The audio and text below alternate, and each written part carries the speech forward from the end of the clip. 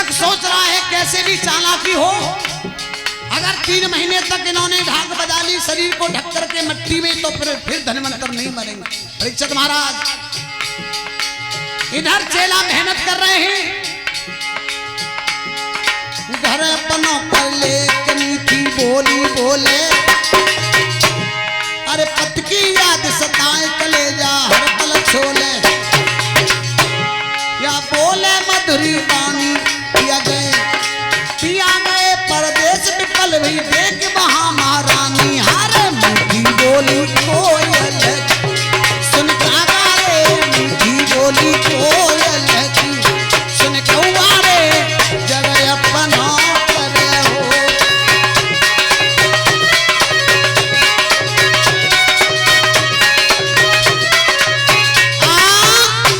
तभी तक्षक आ गया और चेलन से कहने लगो क्या कर रहे हो?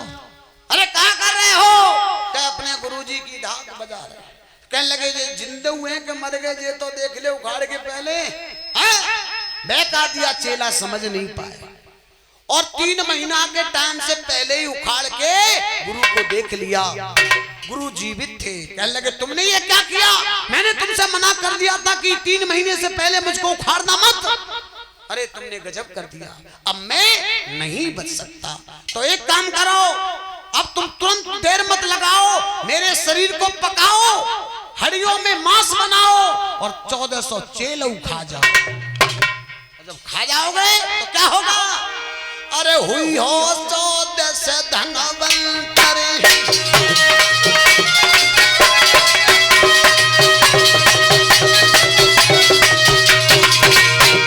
गुरुदेव धनवंतर बोले बेटा 1400 धनवंतर बच जाओगे, मेरे शरीर को मांस के टुकड़े खा जा।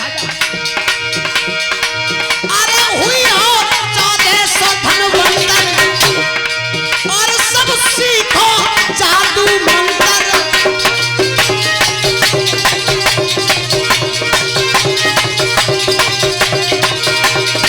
और बोले तो तुम घूमो रोज स्वतंत्र, ना कछु रहे वो हमसे अंतर।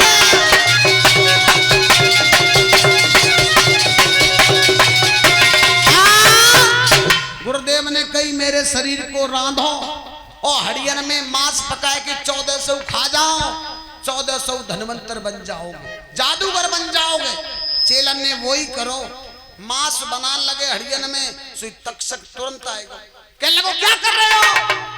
कहने लगे क्या कर रहे हैं? गुरुजी का मांस बना करके खाएंगे। अरे वाह वाह वाह वाह, गुरु का इतना बड़ा अपमान करोगे, गुरु का मांस खाओगे, तुम्हें पाप लग जाएगा। चेलऊ बेकायदे और वो सब हड्डियन को मांस, सब हड्डियों का मांस बना हुआ नदी में फेंकवा दिया। साथियों सब हड्डियां डूब गई, लेकिन एक हड्डिया वही नदी बहती हुई बंगाल की तरफ जाती थी और उसमें से एक हड्डिया मांस भरी हुई बंगाल की तरफ पहुंच गई।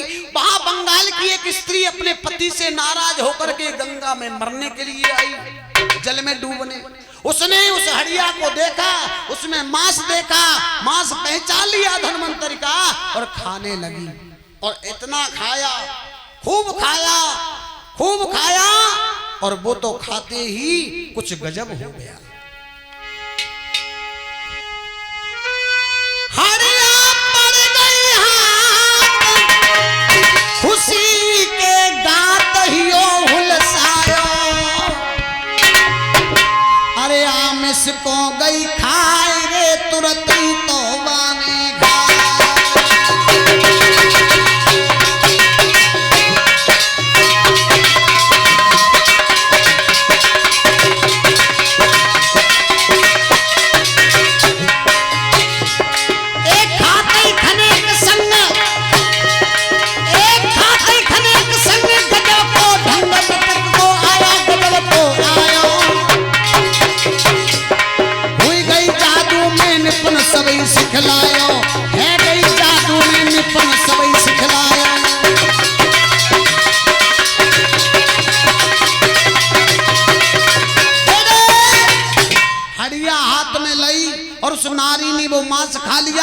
और मांस खाते ही उसका तो ढंग ही निराला हो गया।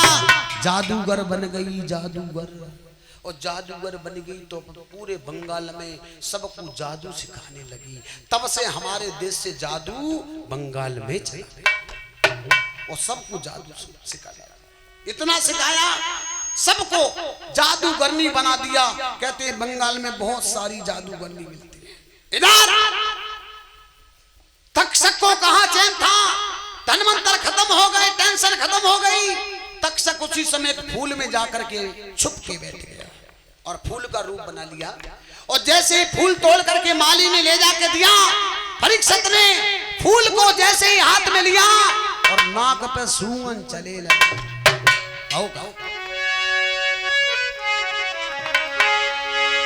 नाक तक फूल जाते जाते आप पहुंचा काल महीपति का। तक्षक के द्वारा देहांत हुआ तो ही तत्काल परीक्षित का।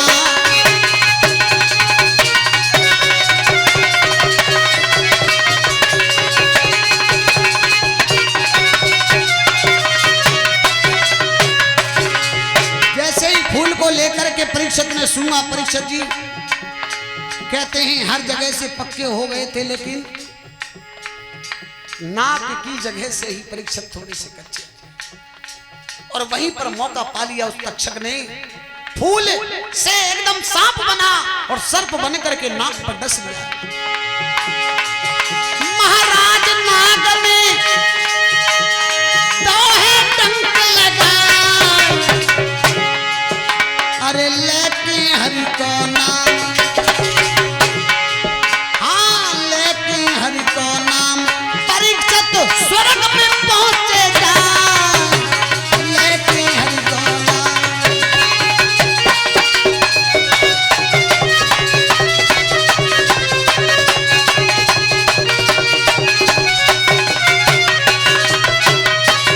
भैया जाकी माटी रह गई पड़ी,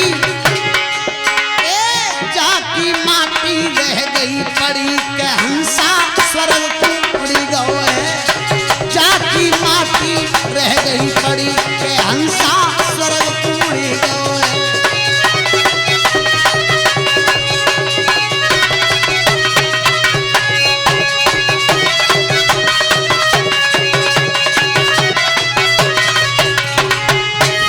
स्वर्ग को उड़ी गए, परीक्षित स्वर्ग को मिल गए हैं। जाकी माटी रह गई पड़ी के हंसा स्वर्ग को रम गए, जाकी मठिया रह गई परी, हंस जाको स्वर्ग में रम गए।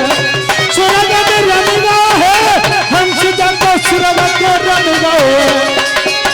जाकी मठिया रह गई परी के हंसा जग से रम गए।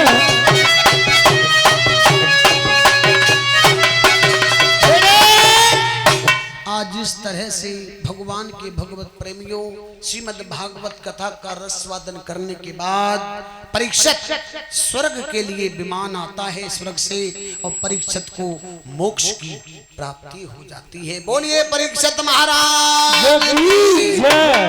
ये स्थान छोड़